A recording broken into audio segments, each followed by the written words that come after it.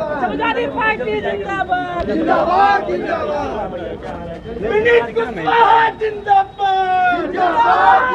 और इस प्रदेश से इस देश से भारतीय जनता पार्टी को हटाने का काम करेंगे। सीएम केशव प्रसाद मौर्य पूर्वांचल भ्रमण कर रहे हैं मऊ बलिया आजमगढ़। उनको घूमने के लिए और स्टूल पर बैठने के लिए भारतीय जनता पार्टी ने रखा है। दूसरा, उनके पास कोई काम नहीं है। आजमगढ़ में इतनी बड़ी घटना हुई, उन्हीं के समाज के, मैं पूछना चाहता हूं उनसे आपके माध्यम से, उन्हीं के समाज के लोगों की, दंपतियों की हत्या हो गई आजमगढ़ के अंदर। उपचुनाव में आए थे, उन्होंने भरोसा दिलाया था कि उन्हें न्याय मिलेगा।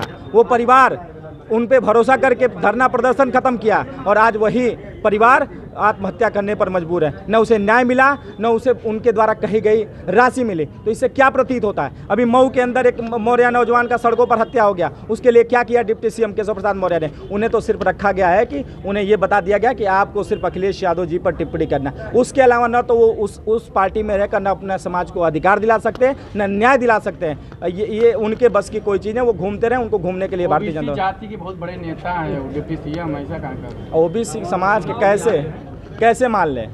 अगर उनके सिराथू में जहाँ से वो चुनाव लड़े थे, वो चुनाव लड़े थे, वो चुनाव तो हार गए। हारे कि नहीं हारे? आखिर किस तरीके के नेता हैं? उन्हें तो सिर्फ इसलिए रखा गया है कि आप घूमते रहिए और समाजवादी पार्टी के नेता अखिलेश यादव जी पर टिप्पणी करते रहिए। उनके पास दूसरा कोई काम नहीं है। देखिए, आने वाले को कोई रोक नहीं पाया, जाने वाले को कोई रोक नहीं पाया। समाजवादी पार्टी के नेता आदरणीय अखिलेश यादव जी ने जो उन्होंने सोचा कि जो पिछड़े वर्ग के नेता छोटे छोटे दल बनाकर जो लड़ाई लड़ रहे हैं अपने समाज के हक और अधिकार के लिए, तो उन्होंने सोचा कि इन्हें अपने साथ लेकर इस लड़ाई को बड़ा करने का काम करेंगे, पिछड़ों को अधिकार दिलाने का काम करें। लेकिन ये पता ही नहीं था कि वो अपने परिवार के अलावा ज़्यादा सोच नहीं पा रहे हैं। वो अपने परिवार के भले के लिए सत्ता की लालच में ही वहाँ तक गए हैं। क्योंकि आप उनके भाषण सुन लीजिए 2022 के चुनाव के पहले, वो तो अपने बच्चों की कसम खाए थे। उन्होंने कहा था कि भगवान भी प्रकट होकर कहेंगे तो हम भारतीय जनता पार्टी में नहीं जाएंगे। आज स्थिति क्या है? उन्होंने कहा था कि भारतीय जनता पार्टी में जो भी पिछड़े के नेता हैं वो लीडर नहीं लोडर हैं। अब बताइए, ये कथन तो उन्हीं का है ना, हम किसी समाजवादी पार्टी के नेता ने तो नहीं कहा। उन्होंने कहा तो अब वो लीडर से लोडर बनने भारतीय जनता पार्टी में चले गए। उनका कोई अस्तित्व नहीं है। इस बार उनका समाज में उनको आईना दिखाने का काम। समाजवादी पार्टी उनकी पार्टी को खत्म करना चाहती है। कैसे खत्म करना चाहती है? न वो पिछड़ों की बात करते हैं, न दलितों की बात करते हैं, सिर्फ अपनी बात। आज पासा पलटने के बाद उन्हें सत्ता की मलाई खानी है तो उनके मतलब की बात कर रहे हैं। उस समय समाज के लिए कहते थे कि आरक्षण खत्म किया जा रहा है। उनके समाज को हक अधिकार भारतीय जनता पार्टी छीन रही है। उनके समाज को प्रताड़ित कर रही है। उनके समाज को न्याय दिला नहीं पा रही है। तो कैसे 11 महीने के अंदर ही कैसे इतना बड़ा बदलाव हो गया? क्या ऐसा हो गया कि उनको भारतीय जनता पार्टी में अपने समाज के लोगों का न्याय दिखला? वो सिर्फ लालच में गए हैं और वो सत्ता की लालच में गए और कोई उनके पास कोई विजन नहीं है।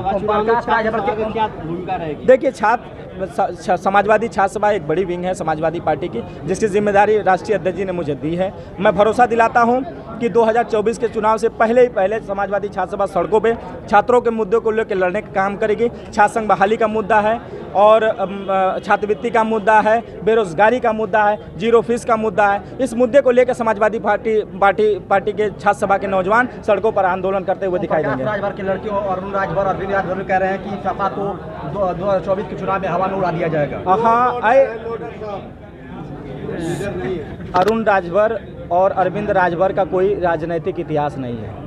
ना वो संघर्ष करके आए, ना सड़कों पे आंदोलन करके आए। उन्हें तो फ्री में बैठे बैठे कार्यालय में नमस्ते करने वाले मिल गए, इसलिए उनको आज हवा में है। और बहुत जल्द ही दिनों में उनको भी पता चल जाएगा कि इस बार की जनता, उत्तर प्रदेश की जनता और देश की जनता किसके साथ खड़ी है। बड़ी जिम्मेदारी दी है क्या करें? देखिए, सबसे पहले मैं समाजवादी पार्टी के राष्ट्रीय अध्यक्ष आदरणीय अखिलेश यादव जी का धन्यवाद देना चाहता हूं कि उन्होंने मुझे इतनी बड़ी जिम्मेदारी देने का काम किया।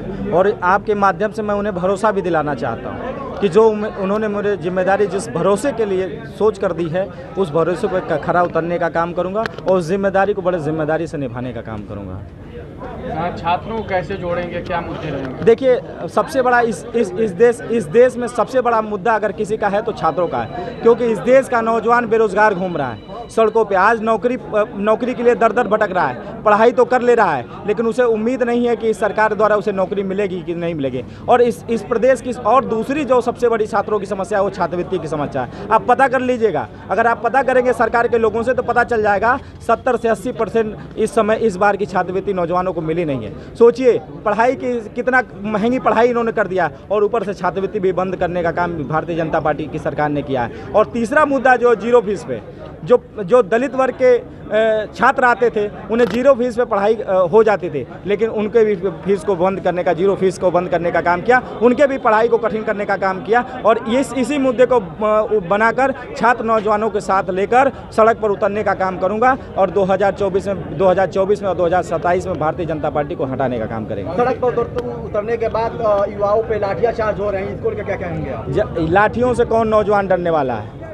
इस देश में जब भी अंगड़ाई ली है नौजवानों ने तो बड़े बड़े सत्ता को हिलाने का काम किया है और ये फिर नौजवान इस बार बड़ी अंगड़ाई लेने जा रहा है। और मैं आपको भरोसा दिलाता हूं कि बहुत ही जल्दी आपको छात्र सभा के नौजवान सड़कों पर नौजवानों की लड़ाई लड़ते हुए आपको दिखाई देंगे। आते गए जाते गए हम लोग वहीं रहे, बस ये याद रखिएगा कि आने वाले आएंगे, जाने वाले जाएंगे, क्योंकि आप देख रहे हैं यहाँ से दो नेता बहुत बड़ी बात करते थे, न जाने योगी को कहाँ पहुँचाना चाहते थे, न जाने मोदी को कहाँ पहुँचाना चाहते थे। अपने बेटे और बच्चों की कसम खाकर और फिर उसी खेमे में जाकर बैठने का काम किए हैं। तो इनसे सतर्क रहने का काम है। और माननीय राष्ट्रीय अध्यक्ष जी ने जो विश्वास और भरोसा हम लोगों के संपर्क या नौजवानों पे दिखाया है, उन नौजवानों से भी मैं निवेदन करूंगा कि उसे पूरी तन्मयता से पूरी कर और माननीय राष्ट्रीय अध्यक्ष को मजबूत करने का काम, इन्हीं सब बातों के साथ आदरणीय अध्यक्ष जी कार्यक्रम अमिरत रखें। हम चाहेंगे कि निवेदन जो है